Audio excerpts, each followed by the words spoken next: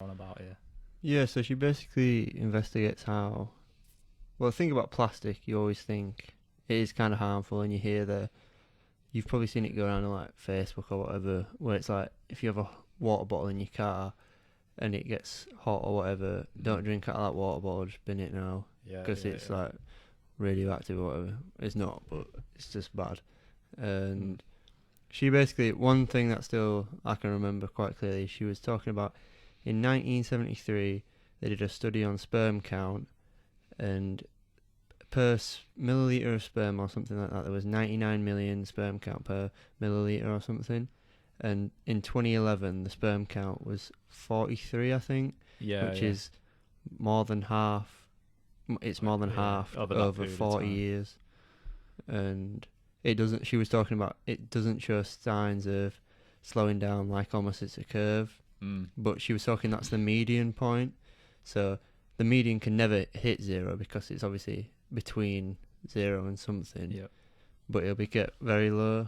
And she talks about how it doesn't really affect, it mainly affects testosterone levels, sperm count, stuff like that. And she talks about like gooch and stuff, doesn't she? Yeah, so she calls it a taint, which it I've must be heard an that term American before. word. But I like the term that she was the ABC, the arse ball connector. That was the one thing that like made me smile throughout the whole podcast, man. Everything else had just got me sat there like. I was driving because I listened to the podcasts on the way to. Well, that's died already. That shows how long that we're on charge. I only really listen to the podcasts like when I'm driving to work or driving home from work or just in the car by myself, and I'm sat there like kind of apprehensive to even press play because I'm like, I'm gonna just feel even worse here. But I knew as soon as I'd started it, I had to finish it. And so they were measuring the lengths, weren't they, of people's, the bit between your balls and your bum hole. And they were saying that it was getting shorter, and the shorter it is correlates to fertility, doesn't it? And like sperm count and testosterone levels and all that kind of things. And they started testing it in rats originally, and then did it in humans, and it's only still like it's an established case study, but she's only done it over the last like 20 years. Only. But I'm sure there's a lot more to be found. But yeah, long story short from that podcast, got me thinking about kids because I was like, right, well, I'm going to have to reduce as much as I can my like plastic usage and start thinking about, well, it's a generational problem. So it's like, okay, maybe my sperm count or whatever, my testosterone levels, whatever, might be okay. I'm a pretty healthy, active person, so I'd hope that, I'm the first male child from my dad's side of the family, and he's a middle child of 3 boys. So there's clearly like, a decent amount. I don't know what does that even tell you really, but must be some sort of correlation there to like testosterone. And she also talks about, like you're saying, you're trying to correlate some sort of commonality of boys occurring in your family. Yeah. She also, I can't quite specifically remember, but something along the lines of, because you're having a lot less testosterone per sperm count and stuff like that, there's that chemical reaction that goes on while a baby's being made where you're getting more frequent girls because there's less testosterone to create a boy in the fertility process, and therefore making less men, and then therefore making the reproductive cycle less common because there's less men. So I don't know if you've got to the point yet, but she eventually summarises that there are X kind of criteria that a species has to meet in order to be classed as endangered. Have you got to that bit yet? She taught... No. Long and short, we're a different podcast. It's like, if there is I'm gonna really try and paraphrase it. If there is something that is affecting the environment in which the species lives, that puts a tick on like endangered. You only have to match like one of these criteria, and human beings match all three criteria for being an endangered species. And hearing that, it was like, what? How? There's like 8 billion of us now. Well, I don't know, 7.5, whatever.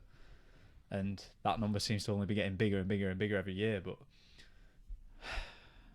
as with all things, surely that's going to reach a plateau in it. And the more people that are being born, the more plastic we use, the less fertile people are being, less likely we are to have kids, less of us are going to be born every year. And that's a big thing to think about, isn't it? Mm. How did it make you feel?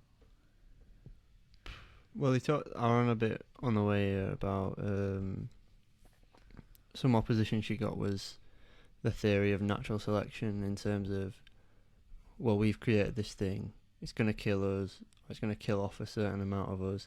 It's Yeah. natural selection in terms of environment obviously making its own way around things. But it's like when you were saying incremental changes and stuff like that,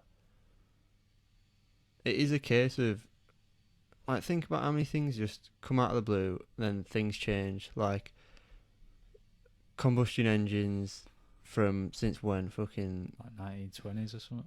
yeah, I think since back then. Probably before. I swear they were like 1800s year cars, obviously shit ones, but like you've got this big cycle where, and it also correlates to technology and information.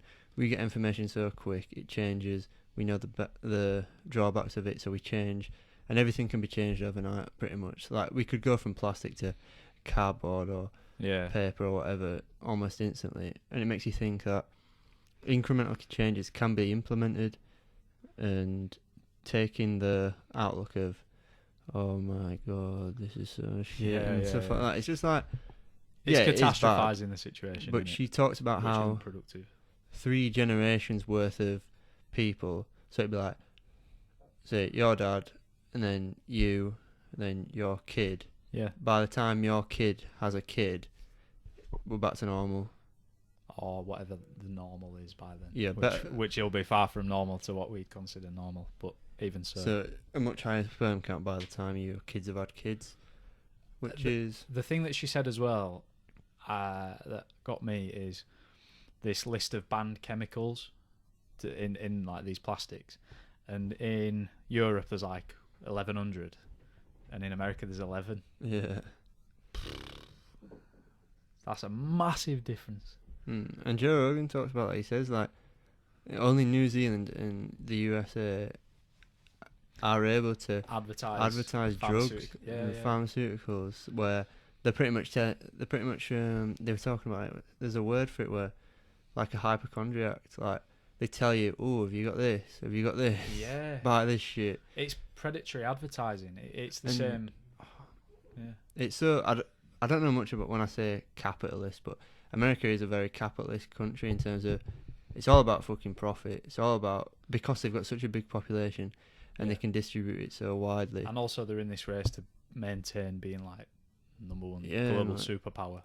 So it's where you get to this point where you're seeing the drawbacks of what a capitalist mechanism produces, where it's actually not killing people, but it kind of is, because she talks about how it has longevity of life is reduced because of it, heart disease and stuff like that can be what's that word, mate? That comes quicker. More frequent. Yeah. Like the onset of heart disease. It increases the onset of heart disease early and stuff like that. So it's like early onset. Yeah. So it's just like, I mean, we know plastic's bad. It's just like, chill out. Yeah, and as it well. Can be changed. So on the incremental changes, obviously you're not at the end of it yet. One thing that she says at the end, which is like a glimmer of hope, is she refers to like climate change and global warming, and obviously there's controversy as to whether that's even a real thing. And there's people out there, like I've met people, and they'll go, "Did you know like it's not even real? Like climate change or global warming just isn't real." And anyway, I'm not going to go into that, but she says people started talking about that, and now shit's getting done about that. So obviously, electric cars, renewable energy, Sorry about this. Somebody's having a bath next door.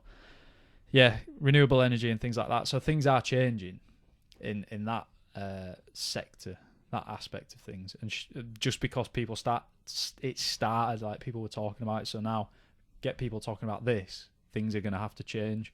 The problem is, if you think about, it's not Ryan Painter who's making plastic. You're using plastic because that's the only option really that you have, because your other options are, I don't know, like go fucking make some cardboard, like go make some paper, use wood, and then there's just a vicious cycle. So it's just going to force things to systemically change, which will take a long time, and like you say, a generational thing.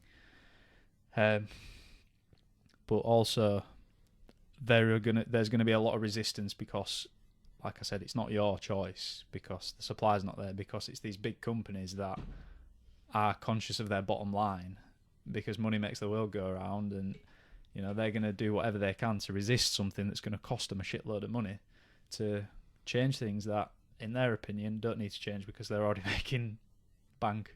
And it's like that's capitalism. Yeah. And it's like you're saying with the just changing what you actually use in it. Yeah, that's good enough. But like she says, the tubes that milk these cows are made out of plastic. Yeah. It's going through that. It's funneling through that. Stuff's transported in plastic. You fucking veggies, and it's not. Everything is wrapped. It's just not a case of changing the wrapping of shit, because it's the process of it. So it's the point where you're almost going full circle back to organic farmers, stuff like that, having to get your shit proper. And then she talks about how this BPA free came about, which I had no clue what BPA is. I'm glad you brought that up. So my protein shaker bottle is BPA free. And I made sure to buy one. And then she says, like, they just replaced it with 2 more harmful chemicals, yeah. BPS and BP. I don't know, or something like that. Sick. And it's just like, might get a metal one. These it's companies, safer, that? Yeah, will do things just for the sake of doing it. So like she was saying, instead of saying this chemical's harmful, stop using it, they'll just switch to one that's not been regulated yet. And then when that gets regulated, you realise that's still harmful. So there's no actual amendments being made.